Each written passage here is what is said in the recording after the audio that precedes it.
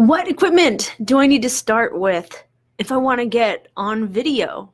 I heard video is so important for business, but oh my gosh, where do I start? How much money do I need to invest? How much is one of these things? And why is this lens so big? And why does this microphone have a big fuzzy thing on it? And why are these microphones so big? Okay, well, I'm going to help you out. Hey, it's me, Michelle Osorio with Dare to Dream School. I'm condensing 20 years of filmmaking experience and 25 years of theater performing experience to help you, dare to dreamers, entrepreneurs, step into the spotlight.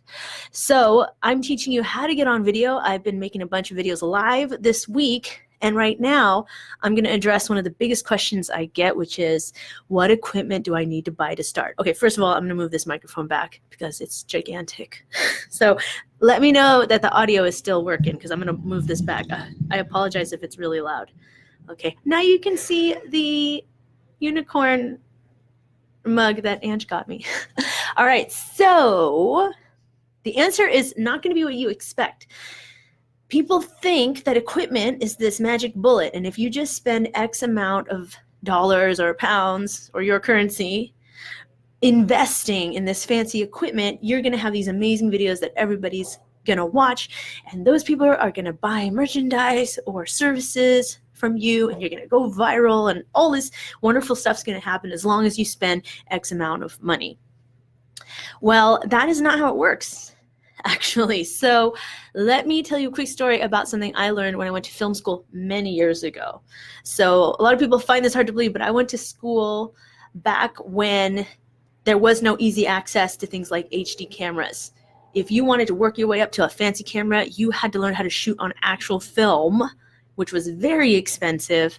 That was the stuff people made major motion pictures with. So when you went to film school at that time, you had to use really cheap video cameras until you could work your way up to that. So at my school, it was very frustrating because they wouldn't let us access the fancy, expensive cameras. You could liken them to RED cameras today. Those are the fancier cameras that videographers can buy. They're very expensive. So it's kind of like that. Like if we wanted to shoot on film or a RED camera today, we had to work our way up to it. So if you were in the first 101 class, the film 101, they are not going to give you access to these really expensive cameras because you don't know how to use them. And at the time, that's frustrating. But you know what? I'm really glad they didn't, because they told us we had to focus on the craft, learning the craft of telling stories on video first. And you know what? You didn't need the fancy camera to do that. So they gave us these junky little Sony Handycams. No offense, Sony. I actually love Sony cameras, and I have a Sony camera now. But compared to these big fancy film cameras, we're like, why are you giving us these little home movie camcorders? They were really hot at the time, but they were for home movies. Well, they made us use those because they weren't as expensive as new film students. We could break them and it wouldn't be that big a deal. But you know what? We learned all the things that you can apply whether you have something cheap or you have something expensive for your filming device. We learned everything. We learned the importance of acting, the importance of staging the person in the right place. We learned the audio, the importance of audio. We learned that the movement of the camera, what you do when you move the camera or how close the camera is to the subject, how that affects the viewer psychologically, how that changes the pacing of your story. We learned how to edit that footage and how that changes how people react to it. We learned the basics of lighting. You can still learn that with a cheap camera versus an expensive camera. We learned everything we had to know so that by the time we worked our way up to the fancy cameras, we were solid and we knew what we were doing and we were ready. We were prepared. So how does this translate to you? Why am I telling you this story? Because I know you're not going to film school and you're not asking a film department to give you equipment, but you are thinking about what do you make an investment on? And usually the first thing people ask is, what camera do I need to buy? And I want you to learn the lesson I learned going to film school, which is you don't need something fancy. If you're just starting out, if you own a smartphone, you have the camera that you need right here. As long as it is, you know, a newer smartphone and it's not, you know, a Razor phone from, you remember those from 2005? You're going to get good enough quality that you're ready to go. You can shoot your Instagram stories. You can turn it sideways and shoot your YouTube videos. You have what you need. You don't need a camera yet. So this is probably not the answer you wanted, but you should be relieved. I think people might be disappointed because you think I'm going to give you the magic bullet camera recommendation. But if you're just starting out, you need to learn that craft first. You need to learn the difference between a close-up and a wide shot, and how moving the camera can be great or it can be terrible for the story you're trying to tell, for the emotion you're trying to elicit in your viewer or your customer. You can work on your scripts. That's really the most important part. You got to be focusing on your scripts and your delivery. Those are all things you can work on and get good at and hammer away at and build a solid foundation of knowledge and skill without spending any money. So, having said that, I did want to give you a recommendation for the first thing that you should buy. So I'm live. I just wanted to say hi to Ensei. Hi, and hi, Angela, who says the fluffy thing looks like a dead rat. It does. Some people call it the dead rat. Some people call it the dead cat. Some people call it the cat's tail. It's also just called a windjammer, not as exciting. Ensei, you're late, so we're talking about, I mean, I don't mean in a mean way, but this is what we're talking about here. So there's a microphone inside. And since I'm showing you this, this is a good time to tell you the first piece of equipment you should buy is actually not a camera. The first thing you should buy is a microphone. I know that's hard to believe because we're saying video. Video is supposed to be painting with light. You know, it's just light hitting our eyes. It's a visual thing. So why am I saying a microphone is the first thing you need to buy? Because we don't realize it because we are very visual creatures, but audio plays a huge part in a piece of art. It plays a huge part in our psychology. And people will actually forgive low quality visuals much more quickly than they will forgive bad audio. Have you ever watched a video and somebody's in their kitchen and there's so much echo in the room that it's hard to even understand what they're saying? And for me, sometimes I don't even want to watch anymore because I'm having to work too hard. You never want to make your viewer work too hard because they have way too many options out there for videos to watch. You want to make it easy, and the easiest way to do that is to give them an enjoyable audio experience. Give them nice, clean audio. So you can find mics that go on top of your camera if you use a real camera for pretty cheap, anywhere from $30 to $100-something. But I'm not going to recommend this right now because I had told you you should start with your phone. So because you should start with your phone, you actually only have to make a very small investment. I think the first thing you should buy is a lapel mic. It's a mic that fits on your lapel. That's why it's called a lapel mic. It's also known as a lavalier microphone. And so you may have heard it called a lav before because that's short for lavalier. I actually don't know what that means, which is weird because I learned that in film school like 17 years ago. So you can start out with a really cheap one. Mine are very fancy. Mine are like $600 a pop, but you don't need something like that. That's because they're wireless, they're Sennheiser, they're really nice. I actually got good deals by buying them used from a Hollywood audio guy. He hooked me up with his used kit because he was upgrading.